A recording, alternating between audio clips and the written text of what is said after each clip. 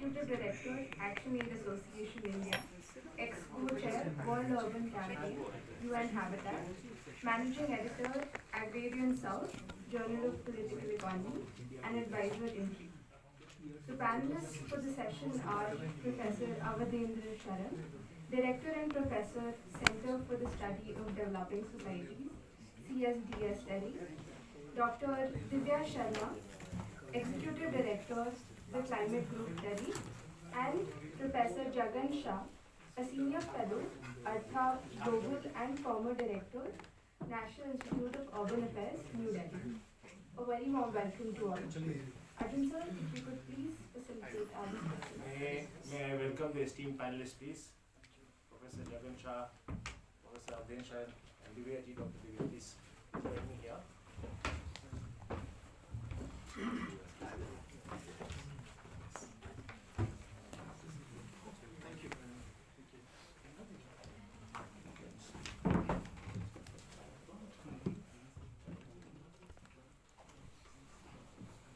Sandeep sir, if you could take it from here. No, thank you, and welcome to all. We will continue the discussion as it had started off. I'm Sandeep. I work with ActionAid. It's an honor and a privilege to be here hosting this meeting, but also an honor and a privilege to be here on the panel and hosting this esteemed panelists. So we would continue from where we were. We basically have this panel, the first panel, which is devoted to the question of what could be a progressive agenda in as much as India's leadership to G20 is concerned. How much they take it, how much they don't take it is another debate. But what could constitute a progressive agenda as far as inclusive urbanization is concerned for the developing countries? Now, we'll get into that, but we all know that by the middle of this century, we would have probably more than 50%, up to 60% people in our cities, and we can see that spectre unfold in front of our eyes. And several questions of exclusion, of privatization of cities, of loss of common in the cities are faced by those who some would call makers of the cities, or who others would call the informal workers of the cities, or the majorities of our cities. So we have cities which are extremely exclusionary. In some spaces, some would argue that they are almost a recreation of what we thought was history and left behind, apartheid cities. If you look at Google Maps of the several cities, that's the kind of visual that attacks you. Some would say that the kind of city development needs to be reviewed in light of our thinking on rural and urban. We just heard Tikendraji speak of how cities were conceptualized in the 1990s as engines of growth. Is it the right way to go? What lessons do we have from there for the future of cities? What would inclusive cities for all mean? A campaign title that World Urban Campaign, which I was introduced to be part of, holds. The new agenda is based on that. So there are various imageries. Elsewhere in the world, including in our own country, we see the whip of decolonization, the idea of decolonization of cities, which is an important substantive idea, waiting for its time to come, being minimalized into things like naming, sort of streets of cities and so on and so forth. So there is this whole agenda that I would think, which is very important from the standpoint of the global south, the liberated countries of the global south, in Africa, in Asia, in Latin America as well.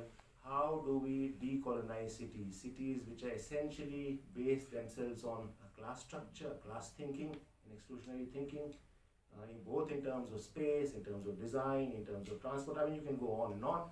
My point here is not to take space right now, but invite the very, very esteemed panelists that we have, Professor Jagan Shah here, Dr. Divya Sharma there, and of course Professor Awadhendra Sharan. You all know them. They are noted experts in their own histories, substantive histories. So I'll begin with you, if you allow me, Professor Jagan Shah. You are a doyen of urban thinking, space. You've been a co-creator, and many would be very curious, co-creator of the Smart Cities mission. So I would request you not so much to talk only of smart cities and what the smart cities do and substantive smart cities could be, but more so, what could constitute a very progressive agenda of urbanization for the global south? And what could India do? You're a very engaged scholar. So over to you, Professor Shah, and maybe 10 to 12 minutes to begin with, and we can have a second round, if that's okay with you, Prof. Yeah, thank you. Absolutely. Thank you, and my fellow panelists and friends, and Sandeep, thank you for inviting me, and IMPRI, most importantly, for creating the occasion around Tikinder's book, for us to have a conversation on cities. Oddly enough, for a country that is boasting of urbanization as being some kind of, game changer and something that's going to save us from everything, there's actually very little debate and discussion about cities. So any occasion is always welcome. I think what I call sort of the work of a constant critic, and I say that not with disparaging tone, but with great respect, because all public discourse requires constant critics. And we've also seen a depletion of criticism per se as a public activity, and that is one of our misfortunes, that there has been a depletion of those who examine what public discourse is about, what the civic consciousness is becoming, those who examine the implications. All of this Tikinder does in his essays, and I've been following them because there's also a WhatsApp group on which he posts it, so I get to read them. But as a compilation, it's really very, very valuable, because I hope that it will actually not only inform but also trigger a lot more conversations on each of the issues which are contentious, on which he has a very definite political, ideological position, which is all the better, because he's not mincing his words, he's not dilly-dallying about what he has to say. He believes in something, and I think there are very few people who actually are able to stand in the public and talk about what they believe in. The other aspect of this, and in a sense, Romy Khosla in his foreword has talked about the texture of Tikinder's writing, and that's really important, because the urban sector is an enormous behemoth as a sector per se, and I hate to use the term sector, but essentially cities and urbanization is in a sense, an epoch-making phenomenon, and we are barely touching upon some of the aspects of this. It's extremely complex, extremely vast in terms of not only the numbers of people it affects. It doesn't only affect the so-called 30%, which the government claims is the number of urban population. It affects everybody, and to that extent it needs to be talked about. It's also a hydra-headed problem. It has dimensions of not only public participation and grassroots democracy, of course, which Mr. Yechuri talked about very emphatically, but it has aspects of statecraft. It has aspects of a particular social contract, and a shifting sands of the ways in which social contracts are created, and therefore all the more deserving of much more continuous and vigorous debate. I liked Mr. Yechuri's one phrase which he used when he spoke about decentralization. He says, we have to give it content. And this, to me, is the crux of what we need in the country when it comes to talking about cities. It's not, I'm very often found myself to be an apologist for the Smart Cities mission. I do not deny that I was part of writing it. Having said that, in the very writing of it, one also experiences the shifts of that sand of what kind of social contract is being developed. I saw at least 3 different shifts that took place in an ideological stance towards urban development within the roughly 2 years that went into writing that policy. So in 2 years, 3 times there were radical shifts in terms of the way that the political establishment and the executive viewed what to do with what was, as per the Prime Minister, the transformative scheme. The rest were nuts and bolts schemes. This was the one that was supposed to transform everything. And it was supposed to do it with decentralization. There weren't supposed to be SPVs in the beginning. It was all based in the municipality. Then one fine day, SPVs were introduced into the construct of the mission. So I guess I should say that I've been fortunate of seeing that transpire, and I have no hesitation in also defending some of the good things that were attempted in that. And one of those good things was a way to disrupt business as usual. And I assure you, if you went into the depths, and Tikandar has gone into the depths of how cities work or don't work, it is quite mind-boggling. The ways in which public interest is subverted, the ways in which vested interests act, the ways in which even your public behaves or doesn't behave right. All of these issues play themselves out when you start talking about managing cities.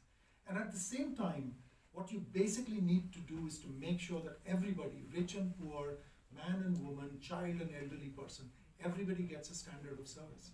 Everybody gets water and sanitation and public transportation, housing. Making that happen is a very difficult problem. Making that happen. Making it happen in the context of devolution. Cities are not given the powers, like Tikandar mentioned. Cities are not given the powers to decide for themselves who gets water, how much water you get. They don't decide. In most states, they don't. They don't build their own housing. They don't decide on their own transportation systems. The Smart Cities mission, oddly enough, for the first time in the history of urban programming, and mind you, that's been going on since the 1950s. Slum improvement programs, housing programs, water and sanitation programs have been there for 75 years. So let us also not lay all the blame on the Smart Cities mission. It is, if anything, only a representation of a litany of failures. But having said that, it did not entirely fail, because when you do see, with all pluses and minuses, when you evaluate roughly the 5,700 or 800 projects implemented in cities of various sizes, from 5,000 population to more than millions, and the types of projects that cities never were asked to handle. You're talking about creating cycle tracks, you're talking about health facilities, all kinds of projects that cities were never given the power to execute, and therefore never developed the competency to execute. So the reason why this mission was disruptive was that it basically actually followed the spirit of the 74th Amendment. It said cities must have the ability to implement all of those 18 functions to actually follow through, which they currently do not. And we must be absolutely, we would be dishonest if we do not accept that cities today cannot deliver the equitability, cannot deliver the social justice that you're asking them to deliver. They do not have the capacity. They do not have the clarity of purpose. They don't have the, not only, in addition to not having the powers, so, and not to mention they don't have the funds. So, so when we develop a social construct of what our cities ought to be, and oddly enough, nobody will disagree that our cities ought to be equitable, that they ought to be just. Nobody disagrees with that. And I'm sure you've noticed. And some people milk it for all its due. But the point is, how can we achieve it? And I think this agenda today for the G20 presidency and the urban agenda for developing countries gives us a moment to also think about, how do we do that? How do we, for instance, at the grassroots level, how do we deal with the capture of issues by the media on cities? Mind you, what gets written about in the news about cities is itself something that has been captured. Those stories of the subaltern are not reflected in your media stories. They're not. If anything, they are reflected in the worst situations, where somebody dies, somebody gets burnt, somebody falls from a bridge into a manhole. That's what we get as stories. We don't get the stories, for instance, of the triumphs of collective action. We don't get the stories of communities coming together to do things right. We don't get the stories of home-based workers who are daily contributing to an economy of cities and are completely eclipsed, simply because the so-called GDP of our cities is supposedly produced only by minuscule population that sits in the corporate world and in the worlds of finance. So we have to figure out how to do this. How do we deal with spatial capture? How do we deal with the fact that the elites can put gates on the public streets only because they can park their cars there, right? How do we deal with that? That's the question in my mind. I don't believe the Smart Cities mission. In fact, you cannot ask the government to solve what the government has created as a problem. It is unfortunately not likely to be the part of the solution. It should be, but that will only happen when that true decentralization takes place. How do we deal with NIMBYism? Not in my backyard. Mind you, something that all classes suffer from. I don't want this in my backyard. I don't want this to happen in my neighborhood. How do we do that? Basically, how do we deal with anti-commons sentiment that has creeped into our lives for all kinds of reasons? Nobody really likes it, but our interests have been divided. And that's the way that the political economy has worked, and very rightly since 1991 onwards. The marketization of our consciousness is what has led to this situation. And last but not the least, how are we going to deal with the basic problem that today dominant political discourse seldom uses the word poverty.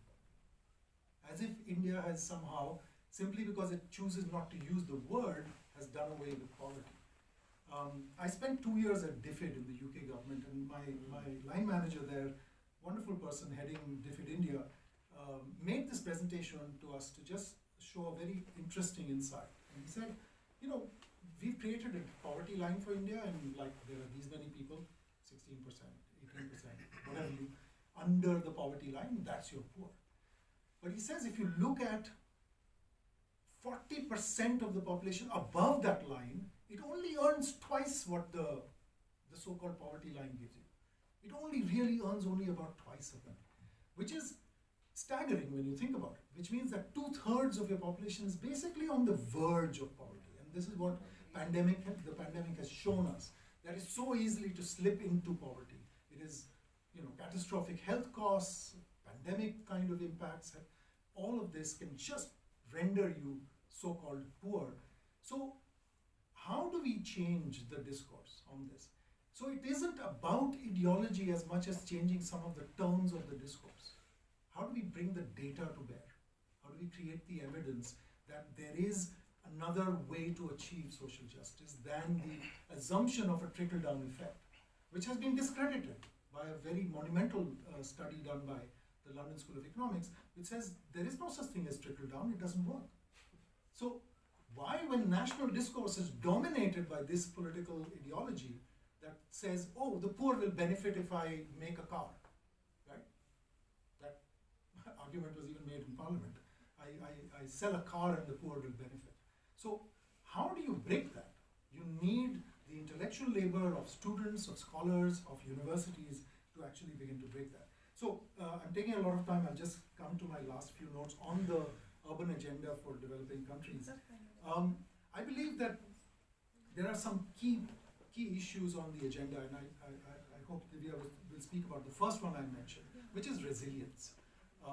And I think we need to shape our agendas more and more. I don't know which school of philosophy this belongs to, but more and more on the basis of people rather than things. So today, I also work with the Ministry of Finance as part of a team, and we advise them on how to build infrastructure. But infrastructure is just a thing for them, right? For infrastructure developers, it's just pipes. How do you humanize infrastructure? And how do you ask the question, who creates resilience?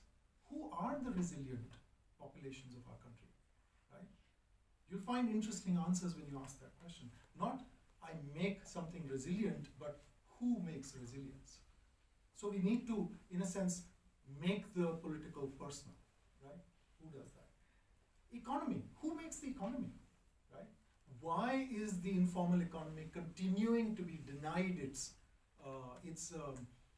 salience in the national discourse?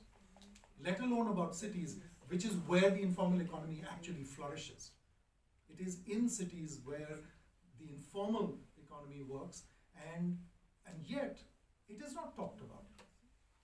Partly because the research is not sufficient. So we have a challenge ahead of us. We need to create that research about the informal economy in our country, and then to make the arguments based on that research. The third is progress. There's a lot of talk about progress, but who is it for? And this brings back the point about resilience and sustainability, where today, oddly enough, a discourse is created about progress in this country by those who are least likely to actually taste the fruits of it, if it all materializes, right? We are all going to be dead and gone. I'm in my mid-50s. I don't expect to see it in my lifetime. But I'm making decisions today because I have political power. It's my children. It's my children who are going to suffer the consequences of my decisions. How do we shift the register of public discourse to recognize who is progress for? Who? And I think break out of the rich-poor divide. You know, Thomas Piketty has, I think, told us very convincingly that we are an extremely unequal society. Having said that, in that inequality, who suffers most? Let's talk about that. It's not just the poor as some kind of a vague, amorphous term. It's the children in the poor families that suffer the most. They don't get education. They can't find jobs once they even manage to get a school education, and so on. So let's personalize more and more this rhetoric. And last but not the least, let us question these claims which are being used on international platforms, such as the fact that India has the lowest per capita emissions in the world, or one of the lowest. What does that mean? Who creates the low per capita? It's the lifestyles that are very frugal, that live on very little sustenance, that we are claiming on the world stage as being our national asset. And what do we claim it for? To get funding, to command funds that will go and build that infrastructure which is resilient, but not support the communities that actually create resilience. So you see the kind of warped nature in which we are right now enmeshed in this kind of discourse. And so, you know, it is extremely important that that we maintain the continuity between what we are talking about today, the fact that the urban is about the civic, the fact that the civic is about the commons, and the fact that the civic is ultimately about liberal thought. It isn't about the kind of divisions that we face. So I think, you know, those who gather in rooms to talk about cities are today performing a very, very important function for this country. Thank you very much. Thank you, Mr. Shah. And you said Tikendra ji has done the job of a constant critic. You're back in the room, so when you say that, and that's very valuable. In a good way. Yeah, in a very good way, progressive way, in a useful manner, and something that we need to sort of see more and more of. And thank you for raising those questions on what are the key issues facing and introducing who is it for. So who are these cities for? What is the question of cities for all, meaning who? The popular classes. You raised many issues. I was thinking to myself the question of occupation of cities, not just spatially, but the occupation movements in the cities need to be far more emboldened and powerful. Thank you also for introducing the question of justice at the center of it and ending it up with the issue of climate justice. I'll not take much time repeating all that you said, but I'd like to welcome Dr. Divya Sharma. Dr. Divya Sharma has been introduced. Thank you. And over to you, Dr. Sharma. Dr. Sharma, I may remind you, is with Climate Action. As you have been introduced, please go ahead. I work for Climate Group, which is a not-for-profit entity. We are headquartered in London, and I am the regional director for Climate Group, so I'm based out of New Delhi. Thank you very much for having me here, and I'm really a bit nervous to speak after Jagan, always, because I don't think there is anything that has been left for me to speak, but what I will do is to try to tell you a bit around my experience of working around cities and around climate resilience. So basically what I'm going to do today is to tell you a bit of my experience and what I learned from them in the last 18-20 years of my career around how cities are affected by climate and the way we have shaped our cities, the way urbanization is happening, the way we are running and governing our cities. How does it impact on resilience? Whether there is a hope that we will ever have resilient cities, and how will that hope be, kind of perceived and achieved? So that is what I would like to start with. Now, not defining what resilience is. When we started working on something around climate and cities, must be around 12 years back, when nobody actually talked about climate when it came to cities. So cities definitely were engines of economic growth. We were talking about sustainable urban development. We were talking about housing for poor, and Jagan has already spoke about that how in the last 75 years we've been looking at cities and putting all our hopes of economic development on urban areas. What we have not done is to look at how cities will be shaped. We witnessed the urbanization or the pace of urbanization very hopelessly and could not actually do anything about the way urbanization was shaping where we live, basically urban areas. And that actually started the basic problem around how will climate impact some of the urban dwellers or cities, and the discourse on how the urban development should happen vis-a-vis climate resilience. So these were some of the gaps that we saw when we started working on climate resilience. The very first problem that came to us when we started working with some of the municipalities and municipal corporation was that there were no mandates around climate change within the city system and city governance. The first striking thing that I found as an urban planner, trained urban planner, was also that we were going to the municipal corporations asking them to do stuff around adaptation, around mitigation, around resilience, and the question that backfired was that is not our mandate. We were most of the time directed to the development authorities, which are the planners of India, but they also said that we can plan, we make development plans, we make master plans, we do land use planning, but we can't actually plan for urban resilience. Gradually and slowly we saw that, well past the JNNURN scheme, towards the advent of smart cities, there was a lot of work that was done in between these two schemes. There was a lot of work that was done by outside agencies and initiatives like the Rockefeller Foundation's Asian Cities Climate Resilience Network, then 100 Resilient Cities program of Rockefeller Foundation. There was a trust fund also, Urban Climate Change Resilience Trust Fund, that was set up at ADB, and it was co-funded by KFW, DFID, the then DFID, ADB, and the Rockefeller Foundation. And the purpose of some of these initiatives was to work very closely with city governments, also look at how resilience is vertically integrated between the institutional setup that we have in India. So what does the state government do? What does the city government do? How is the district government playing its parts in terms of disaster resilience, for example? Who plans?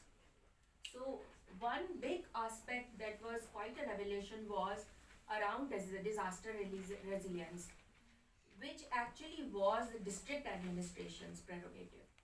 But there was another thing. Why would disaster occur? That's one thing, because of the impact of climate change.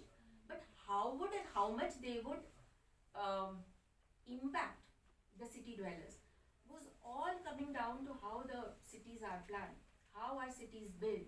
So we have several examples of devastation like that happened by Hudhud in Visakhapatnam, in Uttarakhand, very recently in Joshimath, during COVID also. These are all related with climate change or without climate change. Any catastrophic events, how do we deal with them or what impact do they do is not about our disaster response. That comes later. It It is about how our cities were built at the first place. How the people in the cities have or have not the access to health systems, to evacuation, to basic needs, for example. So, and all these things actually exacerbate how they will be impacted, how the people will be impacted. And what I found in a nutshell was that when we are looking at vulnerability in a city, so I'll just go through it. Like, we first try to see who is vulnerable and how much is that vulnerability.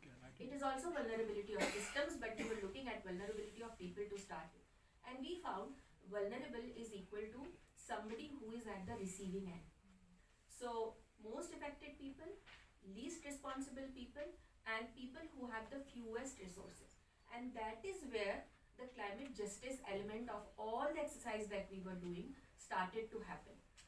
Unfortunately, most of these programs that happened during this time about climate resilience were still not looking at communities, were still not looking at people, and they were, as Jagan said, looking at things. They are still looking at resilience as a thing. So for example, we are talking about net zero transition and energy transition, but we are not actually looking at who will transition, how it will affect the lives of the people. We talk very, I would say every now and then, and particularly after India announced its 2070 net zero target, we speak about green energy transition. We have also started speaking about green jobs, but we don't know most of the time what we are talking about when we say green jobs. Who will do these green jobs? What are these green jobs? What would they look like? Would it just be a simple transition from one type of job to another type of job? How will the skill be, kind of reinstalled or reinstated towards these green jobs? Is a big, kind of hole or a gap, a black hole kind of a thing. So these smaller things and bigger things taken together, it kind of constitutes the vulnerability. Then the second thing that we found in our work was how climate risks are distributed within the cities. A very simple example, we were working in Visakhapatnam around looking at how the placement of critical infrastructure affects people in a catastrophic event, during a catastrophic event. And Vizag is a big city, and a large population and community is that of fishermen. They are part of the municipal corporation of Visakhapatnam. So they are not some rural area that is adjoining, or urban or peri-urban areas that it's joining Visakhapatnam, that is not part and parcel or responsibility of the development authorities or municipal corporation. They are very much there. And some of the fishermen actually told us the lived examples of what they were facing day in and day out. How their livelihoods were lost, how their people did not want to be fishermen, how their children did not want to be the fishermen, but they did not have access to health, education, and what is needed for their people to, kind of diversify. Even those fishermen, for them to diversify their livelihood. So if a catastrophe occurs, they're just gone. They are just, they just vanish out of the space of development or whatever they are at. They are just vanished out of the city. That is going to happen. That was actually going to happen. Then another example that we saw was in Assam, in Dibrugarh. This is small cities in India, secondary cities, tertiary cities in India, that do not have access to finance, that do not have the access to planning tools or initiatives such as ACCRN, for example. This was something else that led us to go to Dibrugarh, and we found that the farmer community was again very much part of these municipalities. So these are municipalities, these are not big municipal corporations. They are in their nature very close to rural administration. And some of these people told us that we were working on flood resilience, and they said that we need floods because we are paddy farmers. So we definitely need floods. Don't tell us that you've come here to prevent floods. We don't want you to prevent floods. We want floods because we are farmers. We need water for our paddy fields. What we want you to do is that some of the urban areas that are coming and encroaching our farmland should not be allowed. The type of development that is taking place, the type of rat race that is happening, the type of ambition that people have, kind of related to development as such, or to prosperity are going wrong. We don't want to be another Guwahati. That is what they said. We just don't want to be Guwahati. We want to remain Dibrugarh. And some of these traditional contexts are something that we need to look at if we are looking at resilience. Because resilience can only happen if we realize the geopolitical context, the climate context, the weather context, the microclimate context of a city. That is what urban planning is all about. Urban planning is not about creating infrastructure. We've just misunderstood it by urban infrastructure, investment, industries. That's right, okay, fine. But every city has its own character, and resilience can only happen when we hone that character rather than hampering that character. So that was my learning around resilience. The other thing comes to finance. So climate finance for cities is predominantly going to the OECD countries or China. Most of the middle income, low income countries, that's where urbanization is happening. They do not have access to climate finance to make sure that the investment that is going towards cities is resilient or green. So what are we left with? We are left with talks and conversations around decentralization of power. But we've seen it in so many years that, as Jagan was also saying, and the previous speaker was saying, that there is no content to decentralization. That cannot happen. Because cities, if I give you some names, you will not be able to say, yes, these cities can actually raise their own funds or become competitive or, what should I say, invite investments that can help them become, resilient cities or developed cities, or provide those kind of infrastructure to the people and community that live in the city. And I really like Jagan's idea around who are we planning this infrastructure. Infrastructure is not a thing.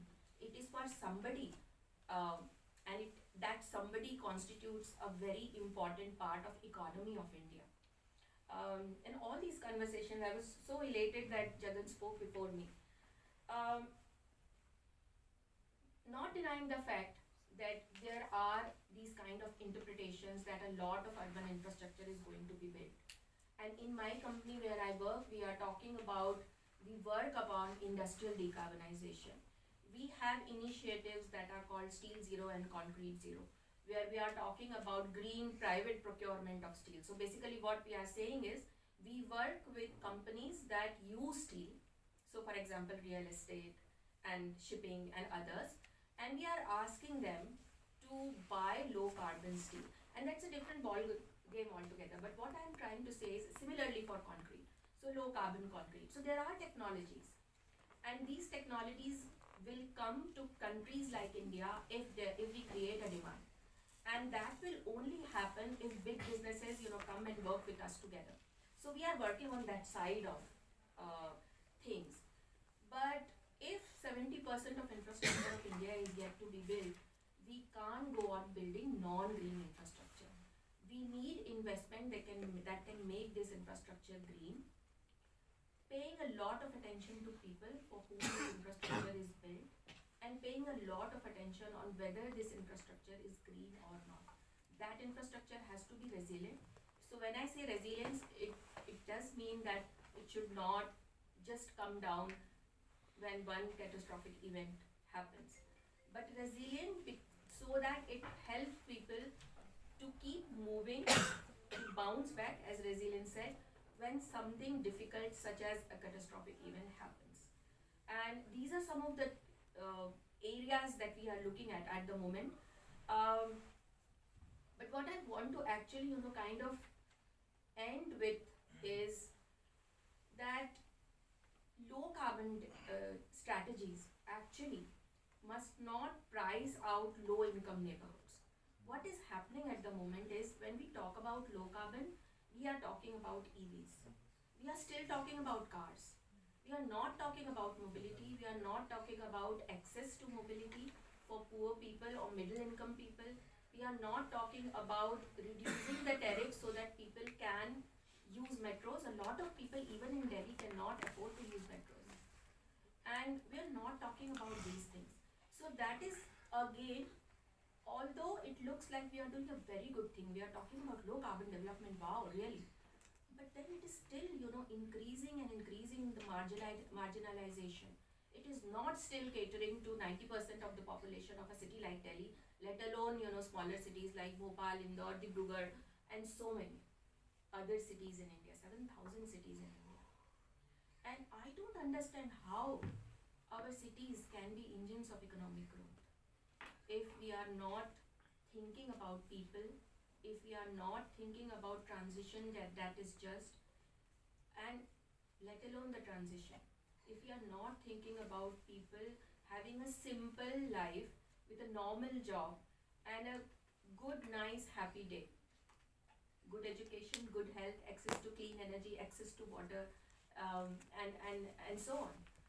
And second and last is marginalized households should not be forced to live with vulnerable housing and basic services. I'm coming down to basics because basics is something that we have not resolved at the moment.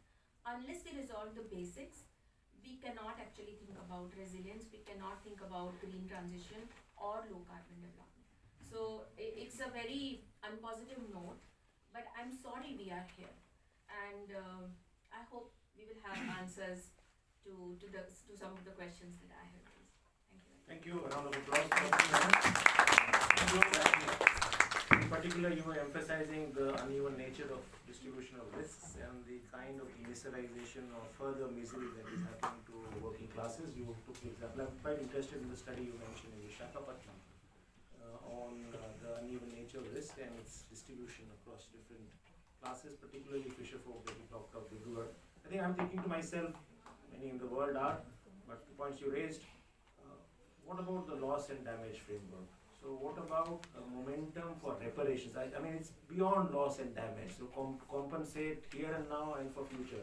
So what about the historical processes of caste, class, indigeneity, those marginalization? So our people, of course risks are uneven, of course immiserization is uneven, of course there's the whole question of climate justice which you very suitably and amply pointed to, Dr. Sharma. But what about the momentums of occupation? What about the momentums for asking for reparations, the historical reparations in our continent, in our country? Or what has been done to Dalits, for instance, or indigenous people, for instance, or fisher folk, for instance, or earlier in the morning, Comrade Churi was talking of denotified tribes and ex-criminal tribes, and the case of Ridge and Delhi. So I think those questions come up from what you just pointed to. And I now turn over to Professor Awadhendra Sharan. He's a historian as well, but he's written a lot on the socio-ecological processes of making of cities, resource making of cities, immense work, a number of books, including, interestingly, one on Delhi, and I think a coming up one on Calcutta.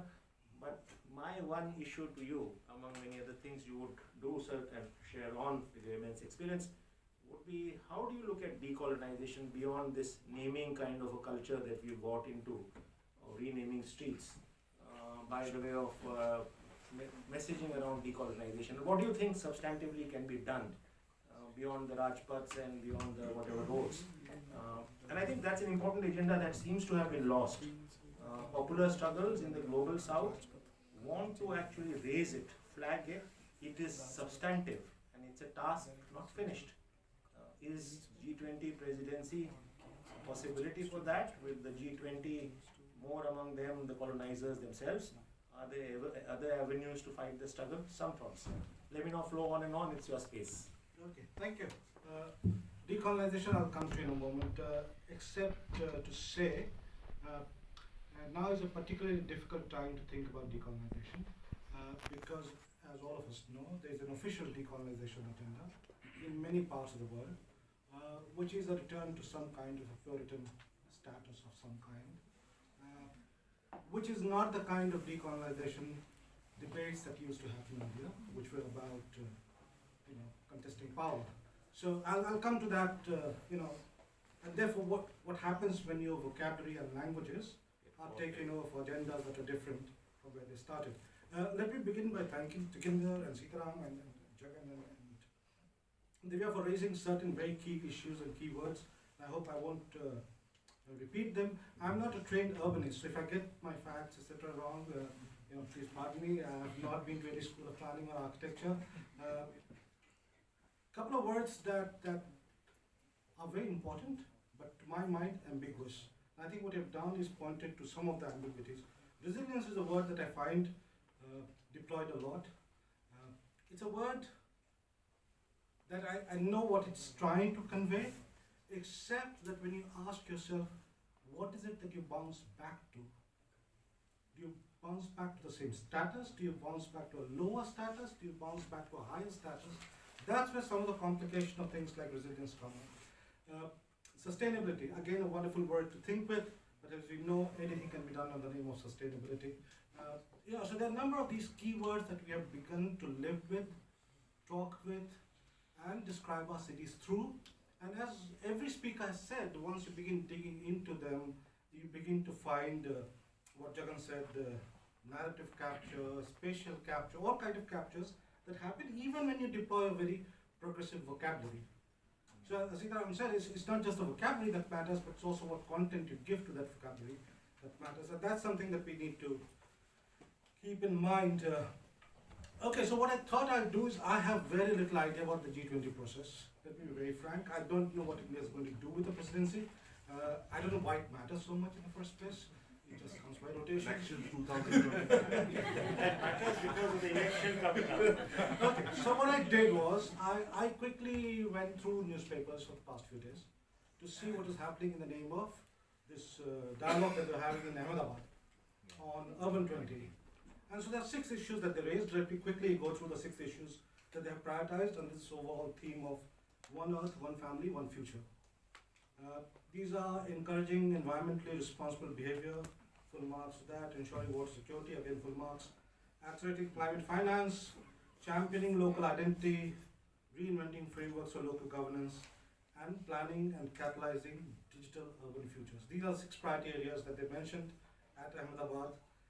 And I guess the idea is both to understand where we are in the contemporary, but also to imagine a future.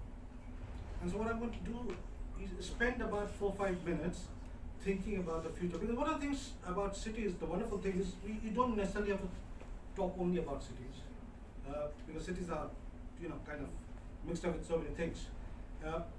The future is of interest to me, particularly thinking about cities, is because for almost the entire time that we have thought about cities, we have thought in teleological terms. And the future was always, at least from the colonial times, the modern Western industrial city. And this is something that historians and anthropologists have written about a lot. I don't have to repeat it. But the idea is that the future is already known. It's been discovered and discovered elsewhere. And what we have to do is try and approximate that future. So until about 1950s, 60s, 70s, this would have been the modern Western city, shifted to the global cities that Saskia Sassin wrote about, probably has shifted to Dubai and Singapore now. But the idea is the future is already known and discovered. We don't have the agency to craft our futures. Now that, to my mind, is the most debilitating thing that any culture, any civilization, any city can do to itself, is to deny to itself the right to craft a future. By imagining the future has already been discovered. And all we have to do is somehow approximate it. A different way of thinking about it is something that the anthropologist Arjun Apadwai did, which is, he wrote a book called The Future as a Cultural Fact. And Apadwai's argument is that you can have 2 kinds of futures. One is what he called the probabilistic future, which is here's the data, here are the trends, here's the model, here's the number, and we know what is going to unfold more or less and try and adapt ourselves to what's going to come. The other way in which he thought about the future was in terms of possible futures. I'm not going to go into the whole details of what he said there, but basically there are 3 items: imagination, aspiration, I forget the third one that he mentioned. But basically, people craft their future through their imaginations and actions. And this is what he called possible futures, and this is what he called democratic futures, because these are futures that people actually make for themselves. In his vision of things, this could well be dystopian futures. There's nothing given that these have to be nice and hunky-dory. But these are done by different kinds of agents, and different kinds of dreams collide and collapse, or sometimes end up producing something which is in the nature of a future, but it's democratic because it's produced by the people who want to produce that future. So that's one part of the future game. The other part of the future is, again, something that I left open, the dystopian or utopian or whatever, is how do we arrive at such futures? And the other thing that much of the urban literature has done to itself, like, it's no longer as bad as it used to be, but in the name of science and scientific thinking and planning, it completely cut off. I'm not saying among the best, but as a matter of routine, it more or less cut off imagination and thinking. And way back in the 1970s when Jonathan Rayburn wrote his Soft City, one of his arguments was that the soft cities of imagination, dystopias, fears are as real cities of numbers and models and whatever else infrastructure that you have. My own sense is that today that binary is not that useful to think with, for the simple reason that when you think of climate, the aspirations and the fears and the anxieties are mixed up with the numbers and the models. So it's no longer a case of one versus the other, but the two are mixed up. But there's something about that imagination which Ashish Nandi wrote about. It's a very subtle reading, but something that's attracted me over time is where I stand today, and hopefully for some time now, is like Nandi's search and writing and coaching, I'm looking for a hospitable city. I'm not looking for a sustainable city. I'm not looking for a resilient city. All of that can happen. But first and foremost, I'm looking for a hospitable city. And in Nandi's framing, that hospitable city came through a mythic reading of cities. And I don't know if those of you who are familiar with his essay on coaching, but Nandi has this kind of very, his unique ways of saying things. So for instance, Nandi has this famous quip, you go by train to a city called Varanasi, because that's the station, where you buy a sari that's called Banarasi, but you only die in Kashi. So the space might be the same, but imaginatively these are three different spaces. And so for Cochin, he writes that basically in that mythic Cochin, you discover parts of living with communities with whom you have difference, possibly even antagonism, but you learn to accommodate to a certain myth of coexistence. Now that, to me, is a very powerful sentiment because it's not a romantic sentiment of the absence of difference. And there's a line in that particular essay which is chilling, because it says that in this mythic city, difference has not yet reached murderous proportions.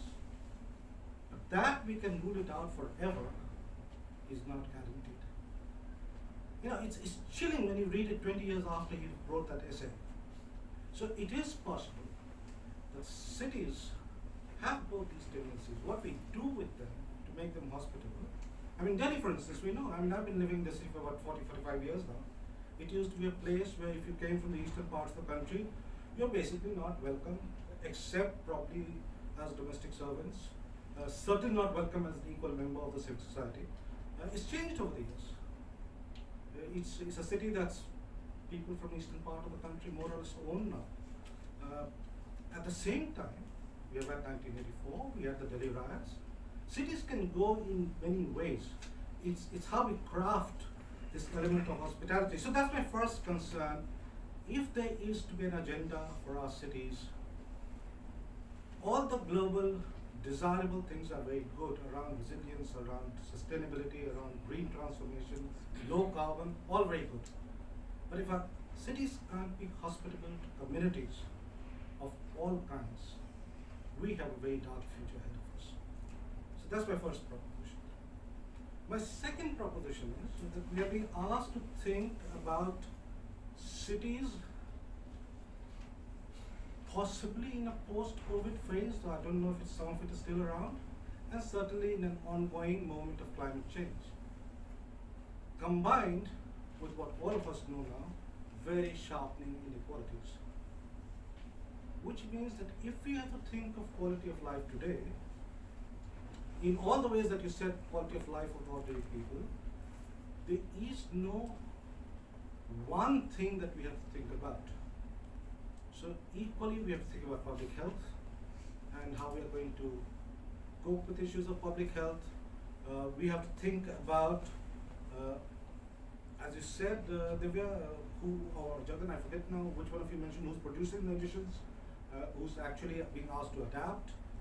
What can we do to mitigate by changing our transport or whatever else we change? So that's something that we have to think about in terms of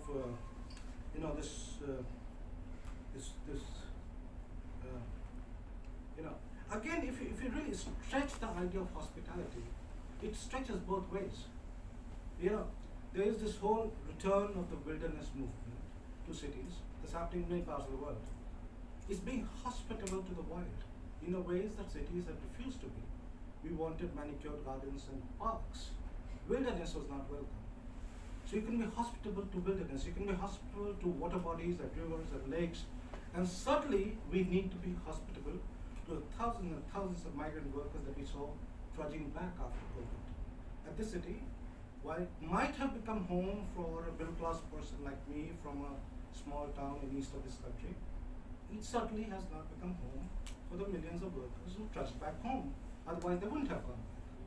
So there's a way in which one can extend to talk about quality of life, which, at one point we had given up on those things as being too bourgeois, applying only to middle class. But I think it's very important to think about those things across social groups and see what quality of life matters. And when the Supreme Court says Article 21 guarantees you this and that, then we ask, are the conditions also guaranteed? So I'm guaranteed clean air by Article 21, but the conditions that will produce the clean air, are those also guaranteed to everyone? So if your exposure is different, if your capacity to negotiate that exposure is different, then what does Article 21 mean? My final thought, do I have 2-3 minutes? Yes. Okay, so my final thought is on scale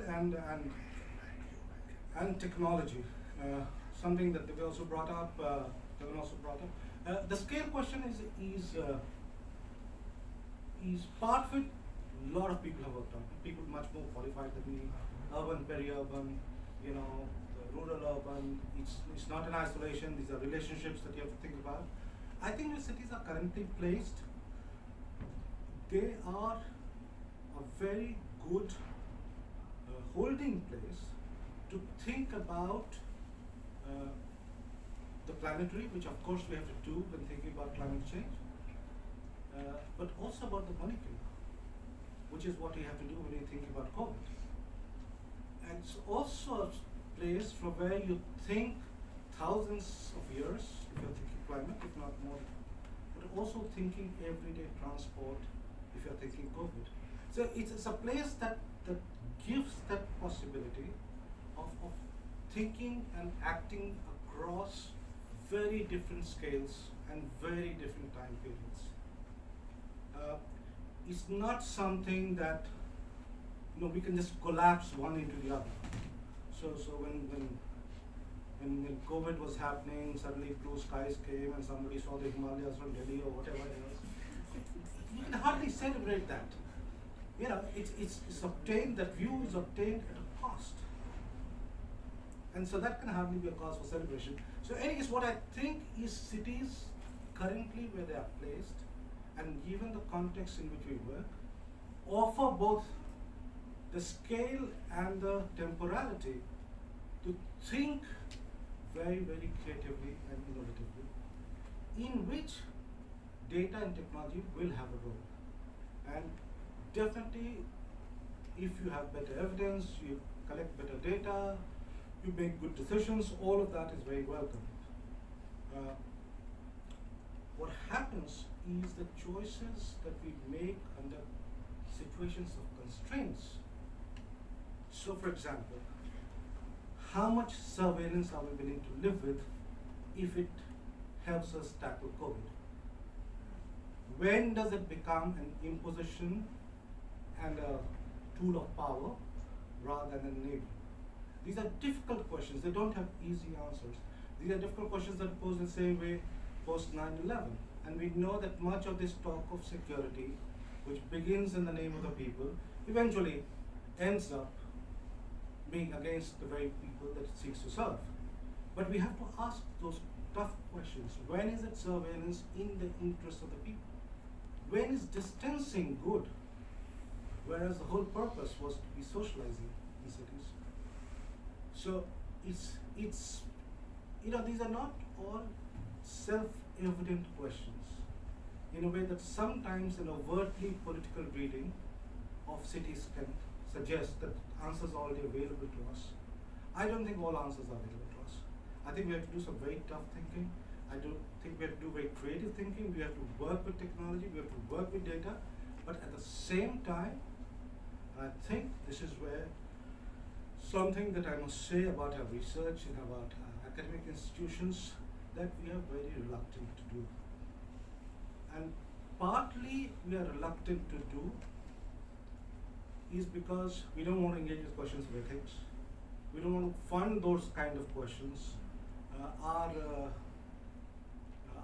research funding bodies typically now want to fund what they call socially useful research.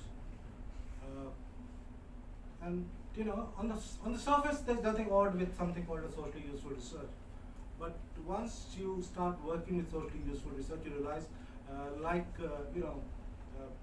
the mayors who can't run their cities, researchers can't determine what is socially useful. Somebody else is determining for them. So I would suggest what we need is a greater sensitivity to socially relevant research. Research cannot be an ivory tower. It must remain socially relevant, but it must also remain to the researcher how to define that relevance. Otherwise, we can never pose new questions and definitely never ask and provide new answers. So those are some of my thoughts on this, specifically on decolonization. Let me just put it in one line. I like all kinds of thought that seek to connect and build rather than isolate and codify.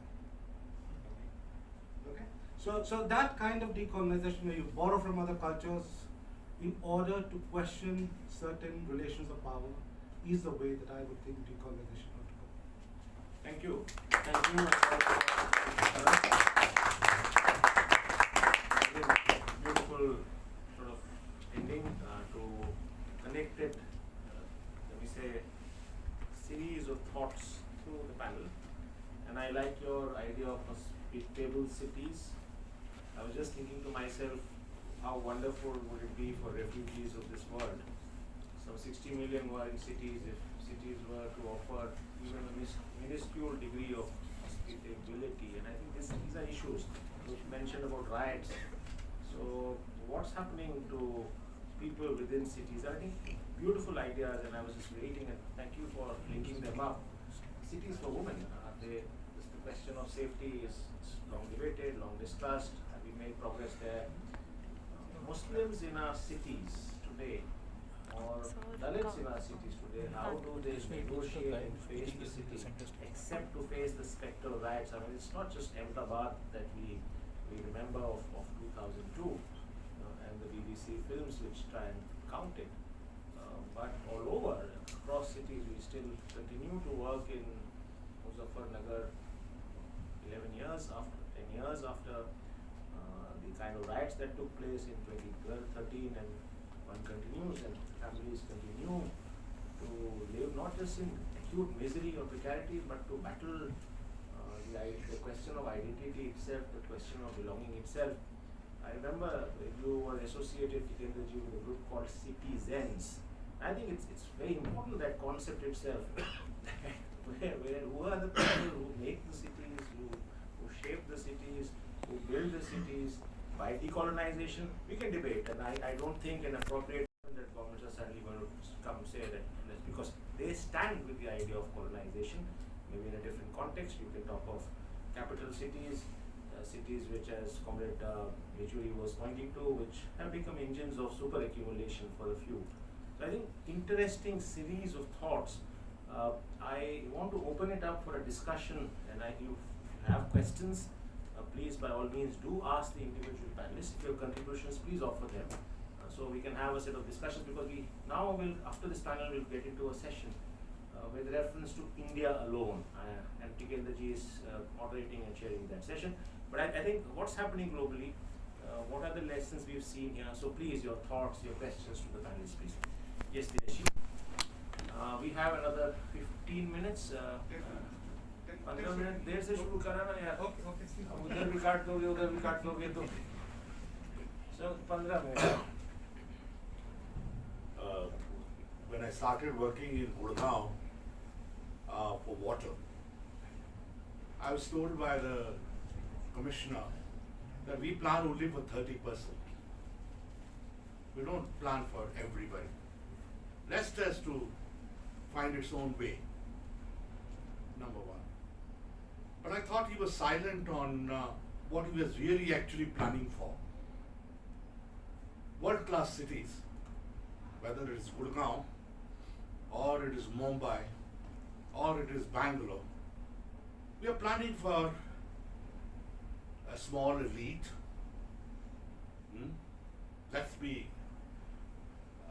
We're planning for a capital which wants to extract, because it has no industry to extract from. It's the infrastructure that it extracts from. We're planning for those people who already work for US companies day and night, round the clock, sitting in Noida, sitting in Bangalore, sitting in Hyderabad.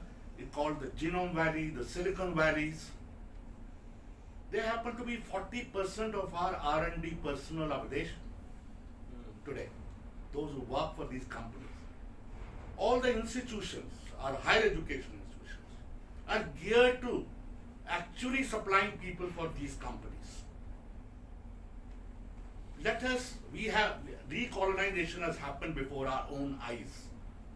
That's not the decolonization we are talking about at the moment. We're talking of decolonization from Mughals. Amrit Udyan. See, let's be very, very clear. We are talking of an India which is in any way not what the constitution makers dreamt of. It's a very different challenge that we face. And that we will have to get back to the street, I would say. The researchers will have to rub shoulders, including Jagat, so that new imaginations can be created. And I would say that urban planners, small cities, all these have to be really decoded. 2% of the people benefiting a small area opposite All India Institute of Medical Sciences. What are we planning for? For whom are we planning? Let's ask this question, and then we will know the answer. We are planning for the Indian elite, which works for the US companies, which works for the European companies, which works, infrastructure projects are planned for them. This is what climate itself is also going to be extracted. Extractivism frontier is before our eyes. And I hope we are willing to talk, all name the name.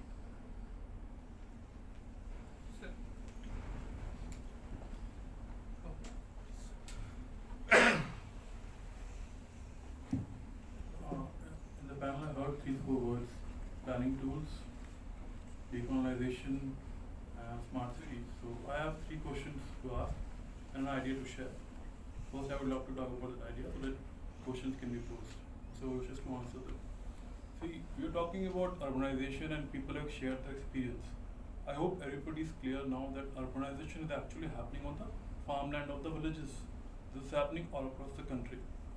And when it comes to urbanization, that means land use is being changed. Land is owned by farmers. And the other people which come in the village are landless people who are working on those farmlands. Those are belonging to a farmer. which has a big family, so the land is being subdivided in the family itself. So what is going to happen in the next couple of years? A lot of pressure will come on that land, which can actually leave hands from that farming family and can be purchased by the somebody who's from a money class, which has happened in Delhi for a long time. So what, along with many villagers in Delhi who are about to lose this land because of urbanization has been crafted on the paper. Villages are declared on paper as urban, but in characteristics they are only villages. That means they do not have planning tools to understand what urbanization is. So being an urban villager, I had an opportunity to work with them, gain their trust, which is very important. So when I studied the land ownership and I started talking to people, I'm talking about landless people who are in Delhi, people who talk about casteism for long decades of work, research and studies, they have neglected the landless people in the city, capital city. So I proposed a plan. I named it Village Development Plan, a layout plan for the villages, so that the city planners, whosoever is doing research, or the experts or decision makers, can't we have a barter system? What I mean by that? Village land is supposed to be consumed by the cities. What if the farming family or the villagers, if they get a small barter from that land, so that some land is left as it is in terms of a layout? I'm not saying I want farmlands within the city. I'm saying some portion of land that can be left over for the farmer, and the rest of the land goes to expansion of the city. When I say landless, I mean the Gram Sabha land, the commons of the villages.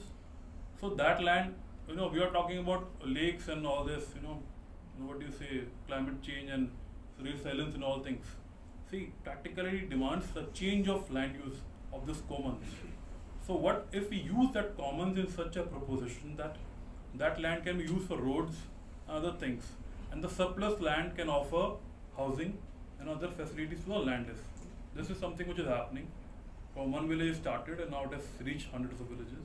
People have understood the concept, because as of now, nobody thought that what about if a village demands something out of this urbanization? My three questions are, see, decolonization can only happen if laws are in place. When laws which were formed during the colonial era, if they are not changed, how can we really go ahead with decolonization? What has been done about that? What kind of research? Socially relevant and all that. Secondly, climate change. See, climate change is happening, but again, somebody was talking about infrastructure point of view. So you have to understand, if people do not understand it, how can we really respond to that? And in terms of planning, I'm really curious that what stops the urban planners to raise the question of equality when it comes to land use? If land changes, the hands from the farmer, it is not that the farmer will lose. The next 3 generations will lose. Because once land goes out of his hand at pittance, what will the next generation do? What will this, infighting cousins will do? There will be disputes. And that's the 3 questions. I hope if anybody is interested, they can answer. So thank you. I would like to put up one point. Just the last, if I just request you to keep it very brief, so that we have more and more discussion possible. Please.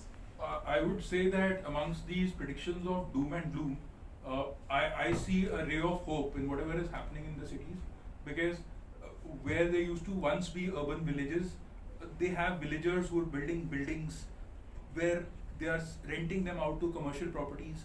The boom in deliveries during COVID of essentials from hyper-local has led to areas where next to every big and posh colony there's an urban village, and that urban village has become a hub for distribution hubs, for fulfillment centers and others, which creates employment, and a lot of those people live very close to their place of employment. One more thing I would like to say is that the way in which the newest generation of people, whether they are working for the US companies or whichever foreign companies or Indian companies they are working for, as this gentleman here had pointed out, the fact is that they are often very, very, very respectful to the delivery boys, to the working class, like the watchmen, like everybody else. And I think that is a huge difference from the elite of the past, like who would just throw their weight around. I don't know. I mean, Mr. I don't know your name, sir. Are you an architect? Are you? My name is Dinesh. His name is Dinesh. Okay. So, like he, for Doesn't example, sound like an architect. was faced with a guy who said, "Sir, can you sign your name here?" So he, with extreme anger, said, "I'm not going to sign anywhere." And that kid was just rattled and shaken. So I said I've compared to already that, signed. Thank you. My friend, I'm sorry. okay, I got that impression, sir. Why are you taking it on me? No, sir, but I got that impression, and that just stayed in my I'm mind. glad that. Okay. Thank you for clarifying. Thank you. So yeah, those are my observations, sir. See, I The love your wrong hope. chord has been touched by me. No. I'm sorry if I did it. I hurt you. No, it's In not fact, hurt. said that he has already signed. I said I've already signed. I don't know what's happened to you. I had the impression that. You had the impression. That's the problem. No, Comrades, so, बात करने Please, से sorry, बात my करते हैं, friend. sir. Let's continue that Let's side. continue. Don't talk to me. We can have tea and solve this. He It's didn't okay, say, I've already Comrade, said. he didn't say that, so it's fine. Okay. We just misheard. It's okay, but I love your hope. Yeah, And I because also, the I newest hope it generation was- of people are respectful of everybody, and Yes. there's an Be ecosystem. respectful to me at least, yeah. So you had a chance to say your point, and that's great. You can talk it outside, my friend. No, right but now. You raised your point. Yeah. Thank you. That's So, all I wanted to thank say. you. As a chair, may I ask you to maintain quiet and silence. We want to go back immediately to the substantive issues all of you raised. Did you have your hand up, sir? No. Okay. So Lakshya, I think I need to sort of see time. I will just, yeah. Yeah, go ahead, please. Yeah, If so it's very actually- quick, I don't want a theory of peace. No, yeah, no theory. Theory of urbanization. Yeah, so very quick question, any of you can respond, I think, but you will respond from your own positions. One, what would be the politics of think tanks in this knowledge production? The way we worked in Terry for long, I was there for the same time, you know, the kind of changes that have come over time and the way, I mean, Terry was very much involved in the Rockefeller one, right? So how do we see think tanks shaping the discourse of urban? Same for Awadhendra, we know of new urban science emerging, right? And it changes the way people's participation is perceived, right? And you know where it is emerging from. There are scholars sitting in India talking about new urban science, right? How do we really tackle that as a researcher or as graduates? Thank you. So may I now come back to the panel? I have a task to finish. We have another 7 to 8 minutes, comrades. So Professor Shah, I begin with you. Thank you. And please do take not more than 2 to 3 minutes. There Sure. are particular questions to us in the panel, and there are also more generalized responses if you'd like to. So I think Thank you. I'd like to start with a response to Paras, who fights a very valiant and difficult battle for Delhi Dehat. It's odd that you don't perceive your synergies with what Awadhendra talked about, because I think the imagination of a future together by the people who live in villages, in urban areas, who crafts and how do we help them craft that vision for themselves, right? Socialize creativity in some sense is a very big question. I think you struggle with the market economy with your questions. I understand that, but be that as it may, that's the sort of the framing situation. But I just wanted to say one small, one interesting observation here. Two things. One, that I think just like we are now militating against manels, which only have men, we must make sure that panels cannot have only technocrats. What Awadhendra has brought to this panel, Divya and I are technocrats, but is a completely different dimension, which is the imagination of somebody from the humanities and social sciences. And I think that is essential to crafting the narrative on cities in this country, and is actually marginalized, that voice. It may happen in the sequesters of the social sciences and the humanities, but it does not happen, in a sense, through a mainstream. And I think we must start insisting on that in all the forums we talk. But my last point is a quick anecdote. I was speaking to an expert from Johannesburg, and they were telling us about solar energy deployment in Johannesburg. And they said we actually are very careful about how much solar energy is installed, because the first persons to install solar energy will be the rich, because it's affordable for them. But the rich today pay tariffs for electricity which we use to redistribute to those who need support. So South Africa has a redistributive logic, which is let the rich and the poor pay into the same coffer, but the poor get something which the rich pay for. You know, very fascinating sort of twist to our sort of all-abiding faith in solar panels and such like. You know, the fact that they should just pay for mainstream electricity so that the poor can get mainstream electricity at lower tariffs. So that redistributive logic is another sort of subject which I hope in our country we talk more about, because there is currently no escape from the market economy per se. And this South Africa example is within the constraints of a market economy, how a society decides to follow a redistributive logic. And I thought that was something that certainly fired up my imagination. Thanks. Thank you. And, I think the struggles in South Africa, thank you for bringing a beautiful example. The struggles in South Africa pushing for long years to extend that same redistributive logic, which was the freedom struggles main center point of redistributing the apartheid city called Johannesburg. It still stays there. I think it's really nice that you point to that. It still stays like a colonial city, an apartheid city where the redistribution beyond Soweto, I mean, it hasn't really happened. So that's, I think, very central to what you just sort of mentioned here. I want to turn to you, Dr. Divya, for your final remarks. I'll maybe start with what you asked about what is the role of the think tanks. I think, again, going back to my own experience of working with city municipal corporations, state development corporations, I think that there's a big role. One, what I have heard from the mouth of the government itself is that they have a specific role to play in managing the things, basically their mandates. And the world is changing quickly and scaling up quickly. So if you look at urbanization is happening very quickly. A lot of villages are turning into urban areas into cosmopolitan or metropolitan cities, and that is the kind of development that we see around us.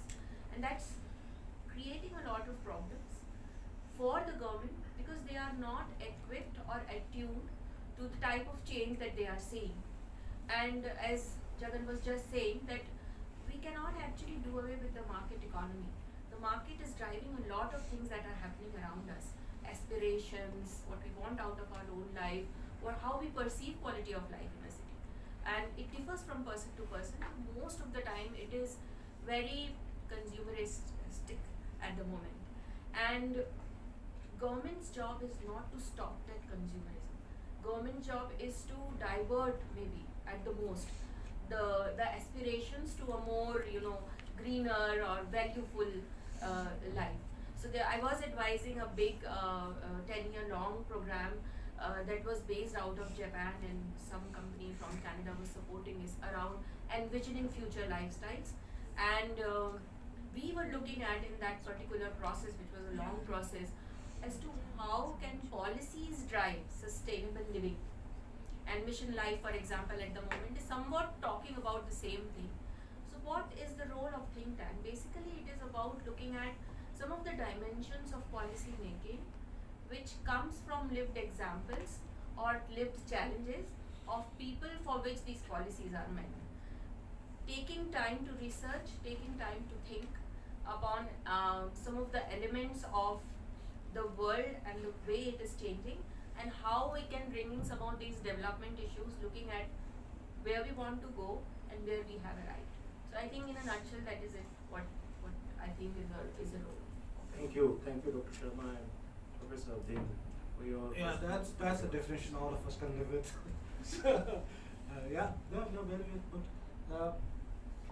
Very good. Public institutions, to my mind, and I come from one, have a very difficult battle in hand. Governments for some time, and this government is not alone, have wanted to convert public institutions into government institutions. And there's a way in which the autonomy of public institutions are not respected by governments in power. And this can happen across ideological divides. There's no particular reason why one ideology would do something like that. On the other hand, there are any number of agenda setters that come from multilateral institutions, from other spaces, etc. And that will always happen. There will be other people who want to pose the question. And public institutions have to struggle. And it's a very difficult struggle at the moment, as you know, because public institutions are being starved of funds, they are being starved of space, but they're expected to compete on the similar grounds. But I think it's a battle worth fighting. The public institutions are not government institutions. They have an autonomy, and if they are public research institutions, they have a responsibility to ask questions and frame questions and do research and question in ways that they feel is right. They could well be wrong in the long run, but they must exercise that autonomy, otherwise it will be captured by someone else. Having said that, I have a slight difference with the conventional way of left thinking, which has often looked at dual cities as being the normal way to understand this divide between different parts of cities. My own sense is cities are layered rather than being dual. And this question that you're asking about the rural is part of that layering. Questions about gender is part of that layering. You know, when you talk about safe streets, when you talk about infrastructures that make it possible for women to access, say, the internet if it's compulsory work from home. These are aspects of the layering of the city which sometimes get lost when we think through dual cities. So I would suggest that what we are looking at is an urban formation that is layered in many ways, and therefore knowledge questions that are equally layered and not just simply divided, say, between the expert on the one hand and the people on the other. There are all kinds of experts. Somebody who's an expert in one is obviously not the expert in the other. And of course, all expertise is now highly mediatized, which adds a completely new dimension to how expertise. So if you saw during COVID, for instance, how do you establish authority has to do with how you function on social media. It's not just one-to-one direct authority. So I think there are those aspects of layering that I feel add to this older idea of the dual city. They don't subtract from it. They just make it slightly more complicated than what we used to do with dual city structures. No, thank you. My task is now just to thank you. Really, the amount of time allotted to us. It's been a privilege, and a big round of applause for all our panelists. Thank you, Professor Sharan, Dr. Sharma, and Professor Shah. I think the imagery you left us with of imagining more than not in a dualistic manner, but in a layered manner, the question of rural-urban. I think somewhere I heard an echo long years ago called something called urban. It disappeared thereafter. But I leave it here. There's a national mission. One looks forward. I know about that, but I would like a more substantive debate about how those 1,000 clusters are performing, and we missed this today. But that's probably the debates and discussions which are going to happen anyway in the next panel. Thank you so much. Do we have tea or we go straight into the first panel? I don't know whatever is your plan. Sorry. So we can have tea, come back. So a quick cup of tea, and thank you so much for your questions. Thank you. Thank you. Thank you, sir. Thank you.